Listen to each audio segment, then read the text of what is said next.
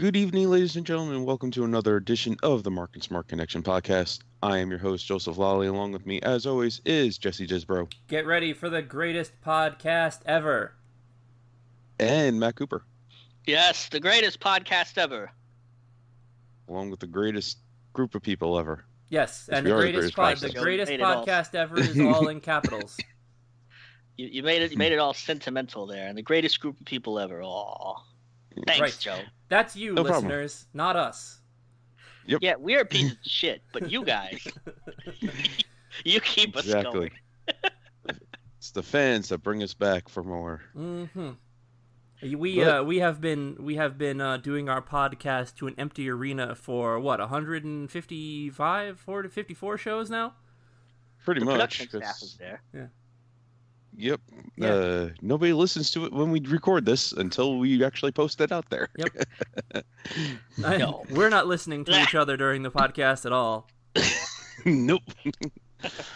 Sure they will. All right. So anyway, on today's episode, we go through the normal spiel. We have the marking out segment, the Smarks remarks, the meaty topics, the 1, 2, 3, and of course our finishing move. And as we start off with the Smarks remarks, not the Smarks remarks, the marking out segment. So many in this. Yeah, this Joe, show. Why don't you take a break and just let Matt introduce it? Yeah. Just rest your tongue a second. So the marking out segment is where I, the Mark, choose one thing that happened in all of wrestling in the entire week, and I mark out about it. This week I didn't pay attention to wrestling at all, but I think Dana Brooke beat Naomi? No, that was last week. We talked about that last week. Did we? Okay. Yeah. I'm still marking out about it, though. Yeah, you are. It again, right? You're like Dana Brooke. But they did her wrong in the Money in the Bank. Yeah, they did. But I think completely wrong. Actually this week she came out and lost in 3 seconds to somebody. So maybe. I don't know. It wasn't important enough to be put in the recap, so. Well, Ruby Riott was on television as well. Yes, actually. And she got murdered as well. Yeah, they fed her to Charlotte, I think. Yes. So. Yep. Which I'll weigh in on later. Yeah, but I don't really think anything of consequence happened in the shows. So. Yes. Yeah, I watched a lot of Dark Side of the Ring, but Side note: Ruby's now in NXT. Question? What? What? I said, side note, is Ruby now in NXT? Oh, no, that was a question. Okay. No, she's on Raw. Okay, she was just facing Charlotte. Okay. Yes, who was on Raw and NXT and SmackDown this week. Oh God. Yep. Okay, that's the reason why. Okay. That's the reason why. Continue. Now you know why it's a meaty topic. Anyway, going on. And also there's a pay-per-view tonight as we recorded. There's AEW's Money for Nothing. Yes, Double or Nothing. Double or Nothing. Mm-hmm. Okay. But we're not really going to talk about that because we talked about it last week, and by the time this comes out, you'll have already watched it and enjoyed it, or have looked at the highlights or review or something like that. So congratulations, Orange Cassidy, for winning the casino ladder match. His future champion. And if he does not, then congratulations, Luchasaurus, for winning the ladder match future champion. Any other outcome is unacceptable. Correct. That's that. So we'll be talking a little bit more about Raw, SmackDown. The Go Home show for AEW was fun. Generally in Go Home shows, they end up smashing all the people together, and they did that with the women's matchups. So the 2 women's matches, the 2 singles women's matches were put together as tag teams with the good guys facing the bad guys. The brawl that went around all the ladder match competitors was pretty wild, and if that's like a taste of things to come, then it should be a pretty wild match that we see when it actually happens. For those of you, Joe, who were looking for a more traditional Money in the Bank ladder match type thing, I'm pretty sure AEW is going to deliver on it in this match. Yeah, which I am hoping for because, excuse me, this Money in the Bank was just shit in my opinion. Yep. And we talked about that last podcast, so go ahead and Yep. go back and listen to that one. You'll get to listen to Joe's reasonable comments on the match, and Matt and I having their correct opinion. So Hey, on my Raw, comments are always reasonable and always upright, outstanding opinions, and always are correct. I'm not sure if that particular one was correct. So You can we'll go listen from to there. Jesse be more diplomatic in the previous show. This week we have no patience. Right. No, we talked about it last week. God damn it, we're done here. You're the one who brought it up, Jesse. I did. I just wanted to make a quick throwaway comment, and Joe was like catching the garbage and like, hold on, I'm not finished eating this scrap of sandwich yet. This is always my favorite. It's like, so we talked about that last week. Yeah, and I was right. Shut up. So let's get. Anywho. So I did my show intro because Edge actually accepted the Orton challenge for WWE Backlash for a wrestling match, and now it is being billed as the greatest wrestling match ever. And there's a big ass fucking sign that they put in the promo for it. So there's like Edge on one side and Randy Orton on the other side, and then just like 7-story tall scaffolding, and written in big lights on the 7-story tall scaffolding, She Sells Seashells is the greatest wrestling match ever. And holy crap, is this not gonna be the greatest wrestling match ever? You know what? No. Maybe they've already recorded it and they know that it's the greatest wrestling match ever. They've done some test screenings of it, and people have just been like floored. They've been they're showing it to like they've Dave actually Meltzer, sworn off He's watching falling any other forwards. wrestling because it's been so good. Yes, I would and say this would have everybody been the enjoyed greatest it. wrestling match ever in the 90s, Not the 90s, probably the early 2000s, yeah, the whatever. 2000s, yeah. A long time ago is what we were trying to get at. Yeah. When these guys were both in their primes, probably, yes. I don't know about this. It's basically doomed to fail the way that they're booking it. So You know what? Maybe they just superimpose Edge and Orton's face over Godzilla and Mechagodzilla, and there's actually wrestling for that. well, of course. There's actually a wrestling organization that dresses people up like kaiju and then puts little buildings in the ring, and then they wrestle. You shouldn't have told me about that, because now I'm not going to watch anything else. Fuck this WWE crap. I'll see you guys later. Did you see the giant moth beat up the giant lizard? And this week on the Marking Out Kaiju Report by Matt Cooper. Nope. Sorry, guys. I'm lost forever. No, there was stuff happened on Raw. There was a Asuka had a championship celebration, and it was fantastic. There was a flute solo by Kairi Sane. The recorder, technically. Yes, it's yeah. We've all played. We won't get into the cultural differences between a recorder and a flute. We'll just say that it was a lot of fun, and I think Asuka's promo in Japanese was better than Naya's promo in English, but that's just me. I don't know that Naya is known for being very good on the mic. She's alright. She's not brilliant. She's not like one of the world's best talkers. When her actions speak for her, it's a little better. Speaking of the world's best talkers, though, there was a WWE Women's Tag Team Championship match between Alexa Bliss and Nikki Cross, and against the Iconics. But the Iconics ended up losing because they actually was I don't know, this issue where one of the Iconics just forgot about the 5 count in the corner and got disqualified. And then they were like, oh, what's happening? That's so rough. It was so bad. So, yeah. Didn't one Iconic slap the other like later in the night? I guess. I don't know. They had a fight, maybe. I didn't stop. I stopped watching after that match. I was like, okay, I'm done. I don't need to see Corbin versus McIntyre. I don't need to see the Shayna Baszler versus Natalya submission match. Apparently, Apollo Crews and Kevin Owens are back, so that's cool. That is cool. Yeah.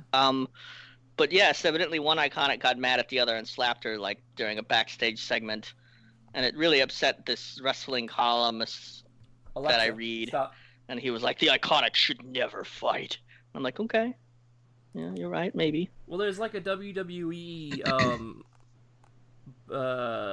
.com exclusive where they talk about their first ever fight or whatever, and I don't know. Maybe they're gonna split them up. Maybe they're not. Who knows? I think that there's still mileage for keeping them together, especially as they haven't basically been used otherwise. Yeah, they're still playing mileage because they are practically the only true women's tag team. Well, I think Bliss Cross Applesauce as the wrong tag team name.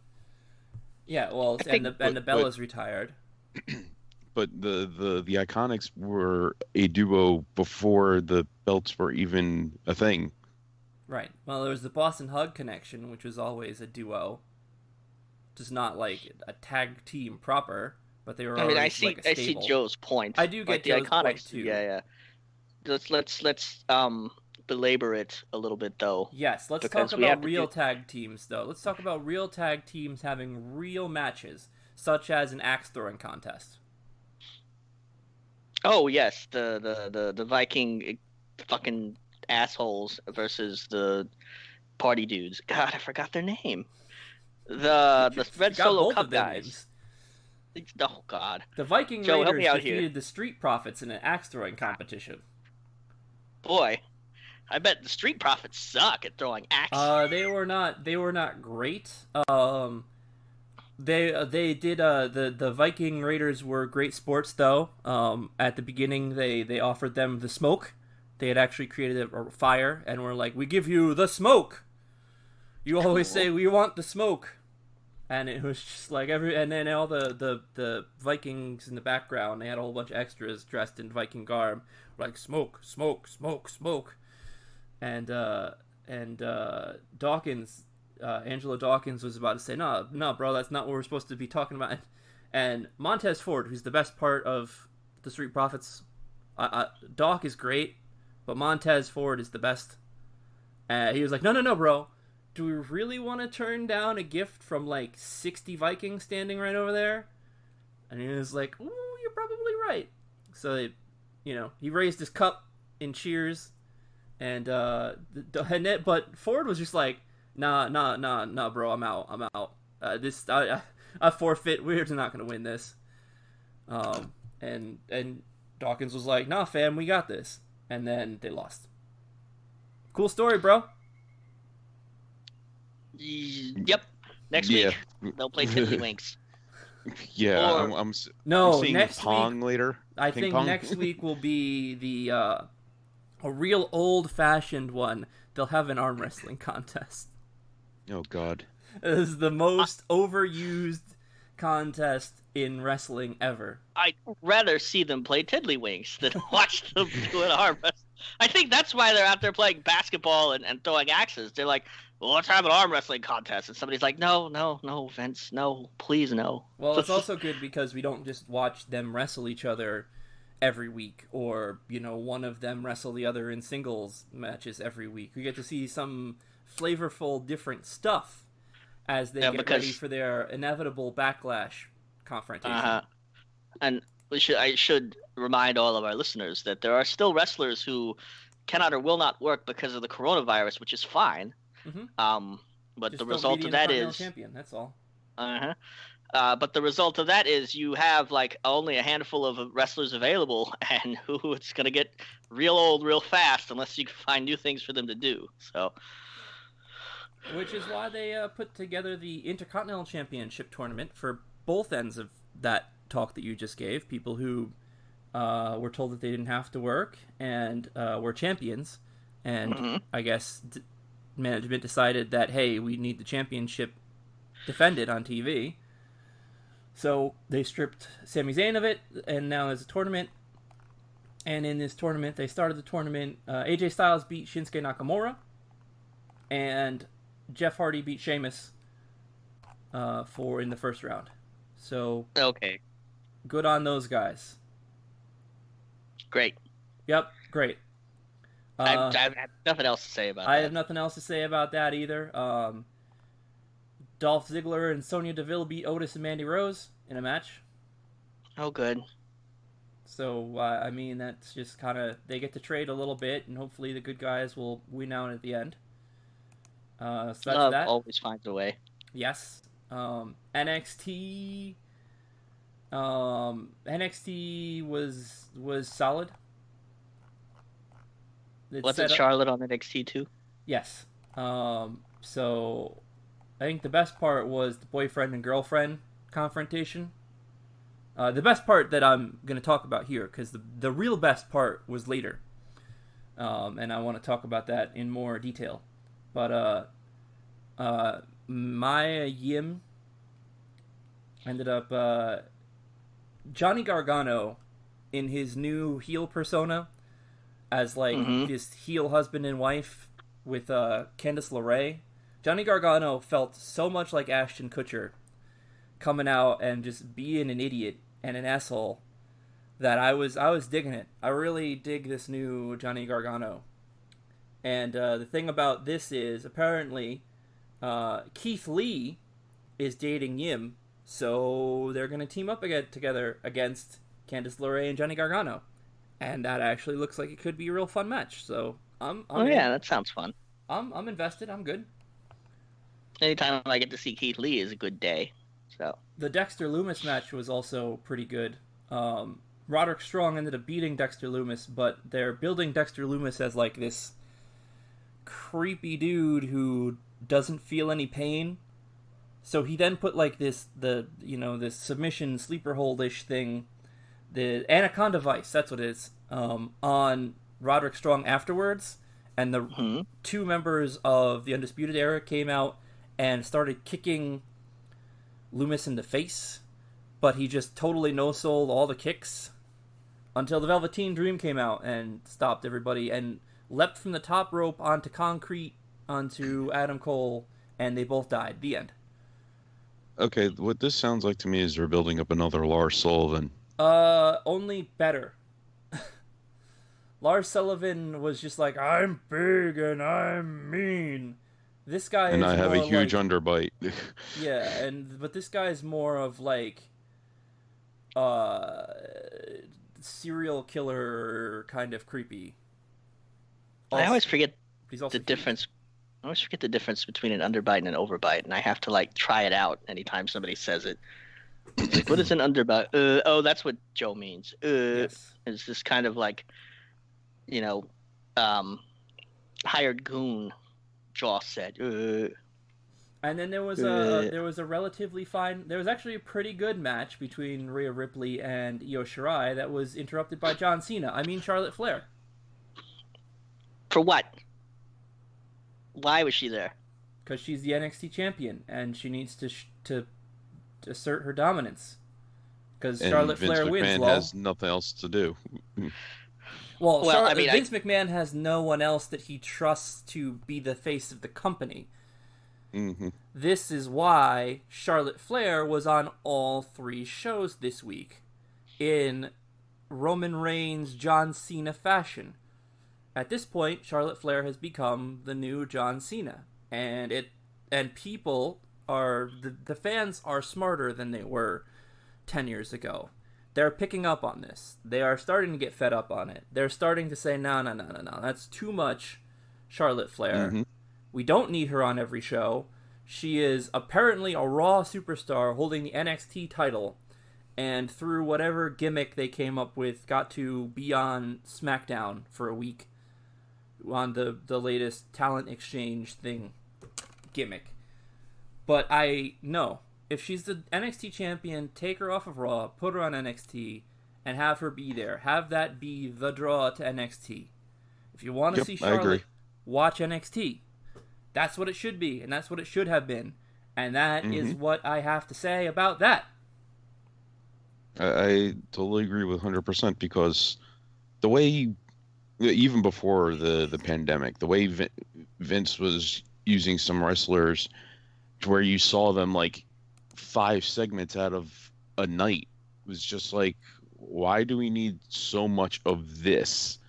It made no sense why we needed so much of this. All right, you had them in the beginning segment of the show, fine, and you're using them for the main event, fine, but all the stuff in between, you Two really didn't throwbacks, need. one throwback to the person that they're going to fight during the show, and over 3 hours, that's still too much. Yeah, it was. It Listen, was I don't care how many just, T-shirts they sell and how low your stock has dipped. yeah. Tell a good story, and things will turn out right. Mhm. Get a few more people involved, and you'll grab a wider audience. Exactly, because when you have more storylines to tell, and you're not just telling one storyline every week for 3 hours, hey, guess what? You get a more captive audience because they're seeing more people, more entertainment, more wrestlers to do things with.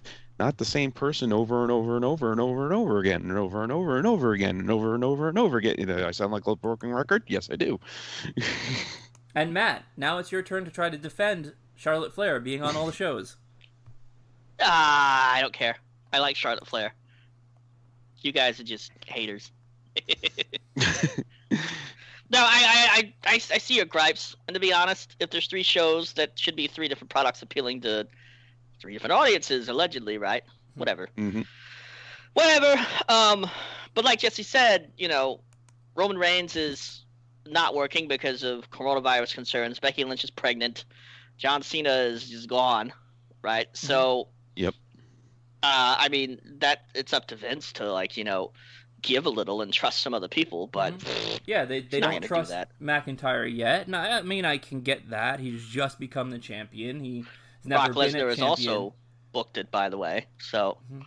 I mean, Yeah, they're working with whoever they got, and so somebody in the back, probably Vince, is like, "Whoa, we need to get a big face on every show, otherwise people are gonna stop watching." And so right. Charlotte, But we Charlotte. don't need Charlotte. We don't need Baron Corbin on 2 shows a week. We just don't need it. I mean, Nope. I understand that.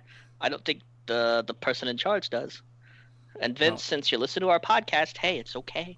It's okay. Leave it be. We don't. Give us a little more. You can keep Corbin on Raw. You can Or- keep Charlotte on NXT, and let You- SmackDown be itself.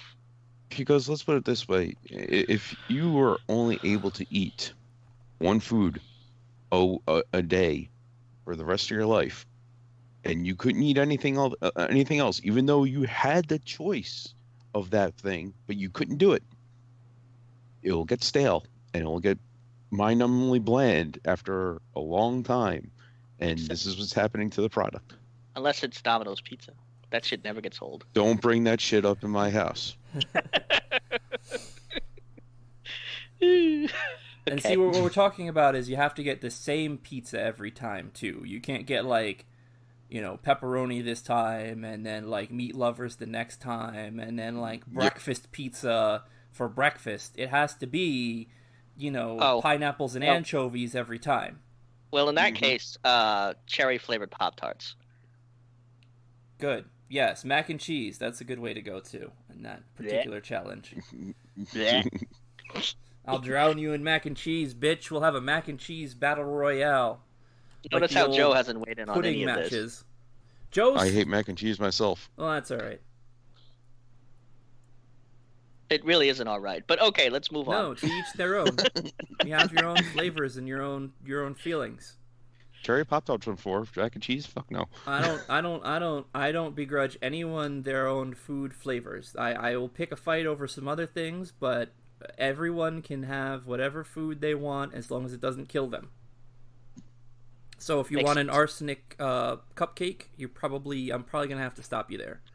I've heard that those taste pretty good, actually. Hey, But they're great. The first one is awesome. I heard it; those are delicious. No, don't eat any arsenic cupcakes or Tide Pods or any of that shit. Now, I went to the store; they were out of arsenic. So Have yourself some leafy greens and some water. Speaking of water, SmackDown. Yeah, which was watered down with more Charlotte. A noble effort there, Joe. No, I already hit everything that I wanted to hit in SmackDown. I already closed the tab. We're done with SmackDown. What was that other thing you wanted to talk about in more detail that happened in NXT? So the NXT, they finished the brackets. They finished the first round of the NXT Cruiserweight Championship Tournament. And El Hijo de Fantasma, or I think it might be Del Fantasma. No, it would be they dropped the article because Fantasma is feminine because it ends in an A, so it'd be De La Fantasma. So I think it's just De Fantasma. Anyway, English lesson or English to Spanish lesson over. He beat the previously unbeaten Akira Tozawa in a pretty damn good match, and Tozawa went to 2-1. Iho went to 2-1, but because Iho had the head-to-head win, he won his division. So later in the night, he shook hands with Akira Tozawa, spoke Spanish at him, and which was basically like, "You did a great job, mucho respect, brother." And then apparently there's a gimmick of lucha kidnappers or something, people wearing gold conquistador-esque masks and running around capturing NXT people in a van. They tried to capture Akira Tozawa, but Iho was able to run them off before they did. So that was cool. But I think is Iho himself, forgive me, is he also a luchador? Yes, he is a mass luchador as well. Okay. Yes, he does not have a first name, last name, so and he's Spanish, so that means that he wears a mask. Well, I mean, okay. Andrade was a masked wrestler. I was opening my mouth to say all that. I was like, wait a minute. And then he took it off, and that's when he went by his first name, last name, middle initial CN before they took it all away. I was like, wait, I know Jesse's right. What I was going to say is that the only thing that can stop a luchador is another luchador. Yes, a pair of luchadors. A 1 and -1. Yes. You put them together, and you get 0. Negative antimatter luchador. But that was the first match of the tournament. The tournament's been pretty solid. Some of the matches haven't gotten as much time, but this other match, which was the main event for me. Everything else that happened afterwards, the Io Shirai versus Rhea Ripley match, and then the promo that they closed the show on. He used to be Punishment Martinez. He's the Archer of Infamy. Some dude. I still have that tab up. What the hell was this guy's name? I don't even care anymore. Damian Priest. No, they did the Damian Priest promo before they did the Rhea Ripley Io Shirai match. But the match of the night to me was Drake Maverick versus Kushida. And they played the whole underdog thing to a T.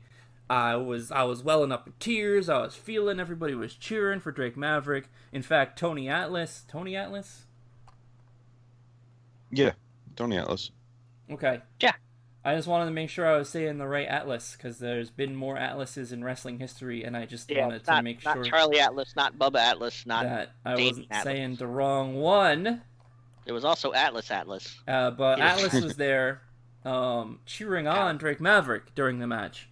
And Maverick ended up winning, forcing the three-way tie that I had booked when this whole thing, when all the wrestlers got released and Drake Maverick was still in there. I said, this is exactly what they need to do. And they did it. Apparently, Vince listens to my Mixer channel as well as our podcast. And now we're going to have a triple threat match to decide who's going to be the Group A winner for the interim NXT Cruiserweight title match.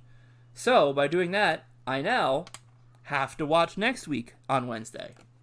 Because next week could be Drake Maverick's last match with the company. And, I want to see it. And so far, it's been a good story. And it's probably been the best story they've been telling recently. And just it's something that's come out of real life, and Matt will disclaimer about how it came about in real life, I'm sure, but... I still find the angle to be somewhat distasteful, but even though the wrestler has embraced it wholeheartedly, and the fans have embraced it as well, the whole situation still is distasteful. Yeah. Okay. But I was just gonna say, make sure you put on your Charlotte blinders. I'm sure she'll be on the show somewhere. She has already been She'll booked. probably interrupt that match too. Yeah, well, Special we'll guest see. referee, Charlotte. She's already been booked in NXT In Your House Takeover match against Io Shirai and Rhea Ripley after what happened on Wednesday. So it'll be a 3-person match. That way, Charlotte can not lose the title, and the other two cannot lose as much face because they can blame it on whoever else was in the match. Or maybe they're just going to pull the trigger and take the title off of Charlotte and say, nope, this is a mistake. We're just going to bring her back to the main roster. Screw this. Who knows? And then we'll still just get a shitload more Charlotte. We'll probably get that too. I like that's a nice alliterative phrase. Shitload more Charlotte. No, shitload Charlotte. Next week also will include a cage match, a cage fight. Not a cage match, but a cage fight between Matt Riddle, former MMA fighter, and Timothy Thatcher, who might have MMA in his background. I don't know. He's a fighter. Timothy Thatcher he's a fighter. That's his more or less his gimmick. But the special guest referee has caught mine and the eyes of other people in this particular chat. They're bringing Kurt Angle back for this match. They had released him as a wrestler. Perhaps they had kept him as a producer or something, and he's stepping in on a per appearance basis for this. But yeah, we got Kurt Angle back for at least one match. So there's that. I'm surprised that he's there because they listed him as released. Yes. Yep, he's been released. But so is Drake Maverick. Drake Maverick is on the alumni page, just like Drew Gulak, who we found out after our podcast last week. The same day that we recorded it was the day after his last day under contract. So Drew Gulak actually, because his contract expired, can immediately go work for somebody else if he wants. He's not beholden to the 90-day no-compete for being released. So that's an interesting caveat. And if NWA was still taping, I would say that would be the best place for Drew Gulak and his style and his kind of character. Obviously, he could probably go back to Evolve. He could work in any company. He's talented enough and he works well enough on the mic that he could find a place with any company. Speaking of NWA, though, they actually just put out a new show called Carneyland, and it is less a wrestling show and more of like a skit show. So if you like some more of that, like here's some backstage stories, and here's some freeform promos, and here's Aaron Stevens, the former Damian Sandow, doing a totally trippy, ridiculous segment, then go watch that. NWA's done a good job kind of keeping things fresh and different, and this is what they can do without actually going into a studio to tape a whole thing. So that's something that you guys should check a look at. If you haven't, I suggest it, just at least to try it out. It may not be your bag, but I like new things, new takes on the media, so I'm all for it. I've already got my sights set on that Godzilla wrestling. Yes, on the kaiju wrestling. Yes. So your watch list is already filled. I got you. They did announce one more match. So they already have the Drew McIntyre match for Backlash. He'll be facing Bobby Lashley. Mm-hmm. MVP, I guess, helped get Bobby Lashley that match last week. This week, however, Miz TV hosted Braun Strowman, and there was a kerfluffle. And now, because of that and a match between The Miz and Braun Strowman will be defending his title in a handicap match against The Miz and John Morrison at Backlash.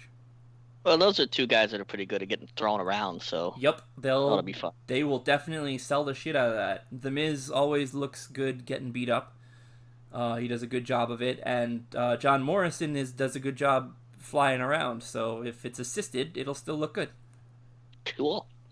Yep, and that's basically everything I want to talk about this week. You guys have anything else? No, I think now would be a good time to move on to our 1, 2, 3. Mm-hmm. Sure. And if you're listening for the first time and wondering what the 1, 2, 3 is, it's where we have any random thoughts about wrestling. Could be funny, serious, totally random.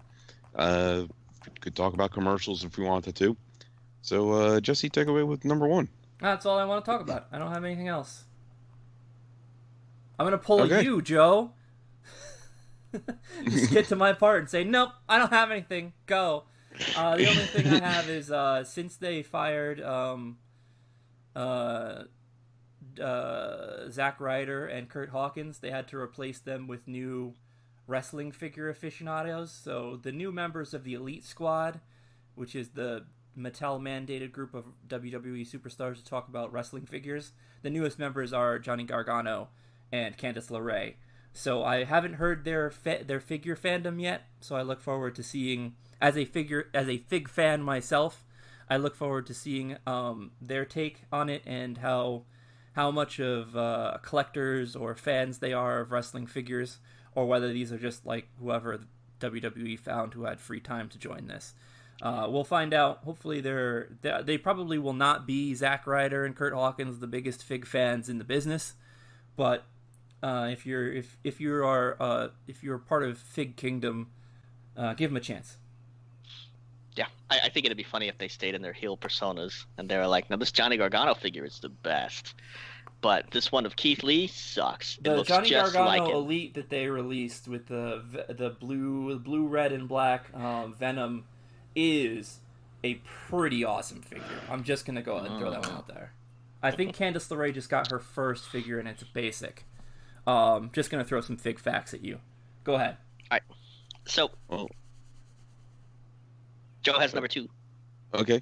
You sound like you wanted to say something else, so I was going to let you go. But all right, I have the second topic for the evening, and I just want to say is that I don't know anything about the AEW pay-per-view because I don't have the money to pay for it. But I'm really hoping that thing is a huge poker chip. I really do. I want a huge poker chip hanging from the ring. I just want it because that would be perfect. Because it would 1, go along with the pay-per-view, and 2, be synonymous of how they've been doing things with the pay-per-views, having like a Vegas theme with them. So I would just want a huge poker chip. If not, maybe a huge card or something, like an Ace of Spade or Joker or something. That I think that would be perfect. Okay, I have number 3, and mine's going to be relatively serious because if you've been following wrestling news this week, you would know that WWE alum, his name is Shad Gaspard, his ring name was Crime Time, passed away at the early age of 39. He was pulled out to sea in a riptide, and then he washed ashore a couple of days later. He died, according to reports, directing the police to save his son first, before accepting assistance for himself. That's tragedy. It's sad. It's too early to go. And by all accounts, this was an upstanding gentleman who was generally well liked. So, rest in peace, Shad Gaspard. Yeah, for sure. He was not somebody who was wrestling when I was watching. Yeah. But his tag team Crime Time with JTG was very memorable, and I did see him at a con. And I didn't go up and walk up to talk to him, but he did seem very real, very genuine, seemed to genuinely enjoy interacting with fans and being there at the con. Some people show up at the table to sell their merch and, put on a happy face for it. But he genuinely seemed to enjoy, his time with the people. And from everything you heard afterwards, he seemed that there was not a bad word to say. And, obviously it's not good to speak ill of the dead, but still there was so much outpouring of support, even when he was, because they were searching for him for 2.5 days. And then they called off the search, and then the next day They did find the body matching his description. But even during that 2 days, it was just nonstop, prayers for Shad. So it's always tough when somebody leaves this earth at such a young age before they're supposed to, and to be. Well, there was not to cut you off, but an AEW wrestler passed away not too long ago too. Mm-hmm. Oh, yeah. Hana Kimura. Okay. She passed away also. Relatively young age. Yeah, it doesn't say how or when, but she also lost her life, unfortunately. Well, rest in peace to her too. Yes. Japanese wrestler, the age of 22, passed away, and it was like while we were recording. The Shad Gaspard was earlier in the week. You probably have heard about it already, but for that one, Hana Kimura was a professional wrestler. Did a lot of her wrestling in Stardom Wrestling, which is the Japanese Joshi style wrestling, and a whole bunch. Basically, it's an all women promotion, and but that's an interesting one to take in. It's not necessarily kaiju wrestling, but it's very fun. And she was also part of a Netflix show, unscripted show, that was set in a house in Japan, about 6 strangers sharing a house in Japan, basically like a Real World but for Japan. So she was also on that show too. So thanks, Joe, for bringing that up. That's way too young. I mean, yeah. Shad got to save his son, and the family will have an entire library of WWE content to review and say that's my dad. But that's if you die at 39, you at least have had a chance to live your life. But when you die at 22, that's rough, man. That's rough. Wow. Yep. Okay, so let's transition to the last part of our show, which is called the finishing move. Generally speaking, this is a move I come up with during the show on the fly. What we've done in the past is I've come up with a name and the move, but lately I've just been coming up with a name and leaving Jesse and Joe. I'm ready for this, Matt. Are you? Yes, I had to cut you off before you asked me this time. Okay. I am going to love it. You're right. Yes. So this one is called Belabor the Point. Uh-huh. So that's when you throw the person into the corner, and you go up on the corner and you start doing the 10 count punches to the face, but you stop at 9 and then you get off. And then you start doing chops, and you start doing the chops, 10 count of chops, but you stop at 9 and then you get off. And then you do like rolling sentons into them, and you do like 2 or 3 of those, and then you stop. And then after that, you then go to the side and you grab the WWE Rules and Practices Handbook, and you go into the ring and you read it to them until they give up. Yeah, that sounds more like a submission than an actual fucking finishing move.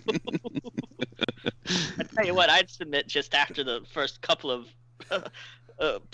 things if I was doing it. So it's like, I don't want to. You win. Bye. I'm bored. I give up. I'm out. I'm going to go backstage, and I am going to listen to the Mark and Smark Connection podcast, which you can find at markandsmark.podbean.com, Spotify, iTunes, Google Play Music, YouTube, Facebook.com/markandsmark. Our social is at Mark and Smark, where you can find us on Twitter and Instagram, and you can also find us on the Daily Smark website. So for Joe the Connection and Matt the Mark, I am the Smark, Jesse Disbro. Thank you all for listening, and we will catch you next time.